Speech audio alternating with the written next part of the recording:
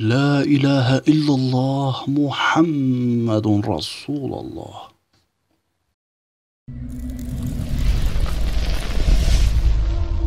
Ne kendi sağlıklarını ne de yakınlarını düşündüler. Hem kısıtlamayı ihlal ettiler hem de maharet gibi sosyal medyada paylaştılar. Bakın bir kongre yapıyoruz. Salgının olduğu bir dönemde kongre yapıyoruz. Ve Rize'de salon lebalep dolu. Mekanlar kısıtlamaya rağmen eğlenmeye devam edenlerle doluydu. Kongresini yapacağız. Şimdi biraz sonra 3 tane farklı ile buradan Sosyal mesafe ve maske kuralını hiçe sayan kişilere yapacağız. Çünkü biz milletimizin gösterdiği istikamette büyük ve güçlü Türkiye'nin inşası için pandemi kurallarının hiçe sayıldı.